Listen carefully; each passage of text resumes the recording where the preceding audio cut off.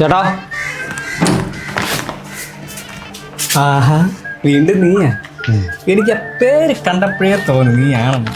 അതിനുശേഷം ഇവിടുത്തെ അഡ്രസ്സ് ഞാൻ മറന്നിട്ടില്ല. നിനക്ക് അങ്ങനെ മറക്കാൻ പോലെന്ന് എനിക്കറിയാം. ബ്രോ, അന്നങ്ങനെ പറ്റിപ്പോയി. എൻ്റെ സ്വപ്നത്തിൽ പോലും ഞാൻ വിചാരിച്ചില്ല ഇങ്ങനത്തെ കാര്യമൊന്നും. പിന്നെ ഇന്ന് അങ്ങനെയല്ല, ഇന്ന് മൊത്തത്തിലുണ്ട്. എന്നാ നിങ്ങളുടെ ഫുഡ്. ഓ, സാഹചര്യമല്ലേ നമ്മളെ ഓരോന്ന് കേൾപ്പിക്കുന്നത്. ഇന്ന് പറ്റിപ്പോയി, നീ ക്ഷമിച്ചോളാം. എന്തെങ്കിലും കഴിച്ചായിരുന്നു? ഇല്ല ബ്രോ.